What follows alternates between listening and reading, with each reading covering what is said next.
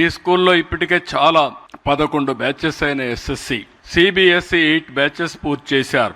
గండిపేట, కొన్ని రోజులు వరంగల్, చెల్లపల్లి కలిసి 2823 మంది చదివారు.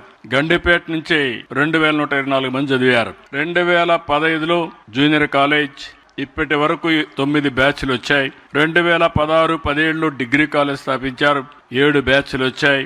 ఇంకొక పక్కన మీరు ఒకసారి చూస్తే స్కాలర్షిప్లు ఇవ్వడం, ఇంజనీరింగ్, మెడిసిన్, వెటనరీ కోర్సులకి, లా సెట్కి శిక్షణ ఇస్తున్నారు. ఇక్కడ చదివి శిక్షణ పొందిన 100 మందికి పైగా విద్యార్థులు నల్సార్, ఎన్ఎల్యు ఈ రెంటిల్లో చదువుతున్నారంటే నేను గర్వపడుతున్నా.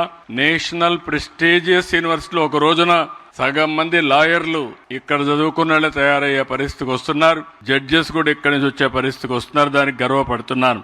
ఎక్సెల్ సివిల్ అకాడమీ కూడా పెట్టి ట్రైనింగ్ ఇస్తున్నారు. ఇవన్నీ చూసినప్పుడు మాకెప్పుడు జ్ఞాపకం ఉంటుంది ఎన్టీఆర్ రామారావు గారు సమాజంలో సమానత్వం కోసరం, విద్య, సామాజిక న్యాయం ఇవన్నిటి కోసరం పోరాడిన వ్యక్తి.